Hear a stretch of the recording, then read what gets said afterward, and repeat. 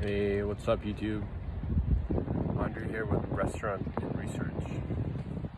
I thought I'd film another video here. Right now I'm in Montreal, chilly Montreal, late March. It's not bad though, a little too. A nice jacket will do. The topic I would like to discuss today is a very simple one, and I suppose it's the first question any entrepreneur would want to ask themselves. Why is it that you would want to start a business in the first place? And I think there's as many answers to that question as there are people trying to start a business. You know, some people might want to start for financial reasons. You know, you want to make a certain amount of money, or some people want to perhaps work with only the people that they want to work with, right? And you become a boss, you can hire and sort of work with people that you really want to. Another reason I can think of is scheduling, perhaps. Once a business gets going, you know, you might be able to sort of manage your schedule a little bit better, work when you would like, and maybe take some time off that otherwise would not be possible if you were an employee. So those are some of the reasons, but I think in my case, starting a restaurant would be almost a bit of a service to the community. That would be, I think, a great reason to start a business in the first place, is to serve your community, to bring some joy and diversity to your neighborhood. Maybe even an amenity, right?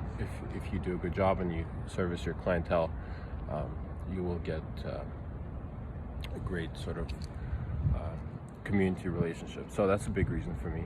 But I would say that plus everything mentioned above would be a good cause. So anyways, I thought I would check out a local amenity here in Montreal. I went to one of my favorite establishments, a bakery. This looks like a little puff pastry with maple syrup. So there you go.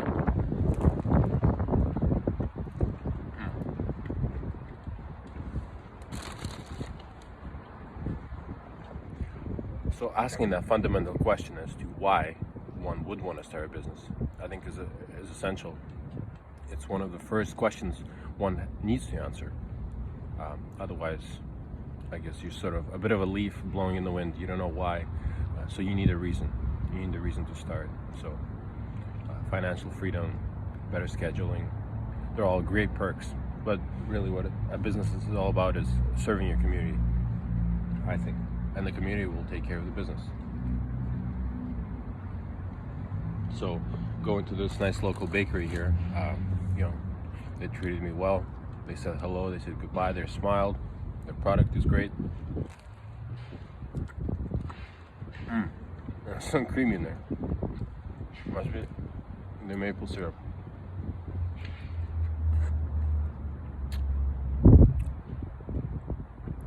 Tastes like pastry cream made out of maple syrup.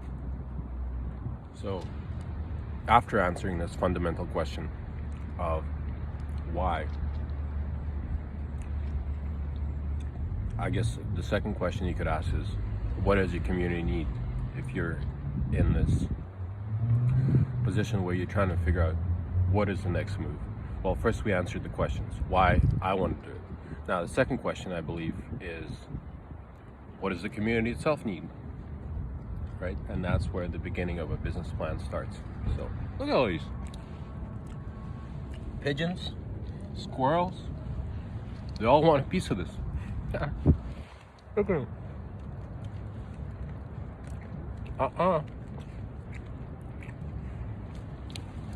Guys, back off. Freeloaders. Okay, Andre out. Hey guys, hello to my 2 subscribers. Check me out. Anyways, I traded a nice little park with lots of squirrels for a little bit noisier downtown. but at least nobody's gonna attack me while I try to eat. Anyways, we'll chug along here. Another question one has to answer, sort of internal question, is are they okay with leaving a job which provides a steady, most commonly 2 times per month payment for sort of this level of uncertainty when you run your own business? And are you okay with not making money for the first 6 months, a year? I've read somewhere where it said Amazon did not make any money for the first 6 years. They made money, but they didn't turn a profit. Now that might have been intentional.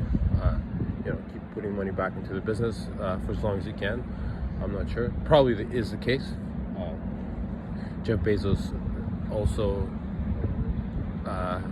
drove a very old car for a long time, even after he was worth a good chunk of money. But that's another question you would have to ask yourself: is are you okay not making a set amount of money or getting paid twice a month? So, and I think I am. I would be willing to strategize and plan and sort of live with that as the business gets going. What are some of the other, a sense of camaraderie and working with your coworkers is another factor that has to be accounted for. Maybe it will be a while before you start hiring people. You may have to work by yourself for a year or two and wear a lot of hats and do the accounting and do the finance and do the management and look for clients and service the clients. And all of those things are the unknowns, right? Will you be able to do that? And all of that sounds pretty exciting to me. I would not mind giving it a shot. So there's some more points for you to consider.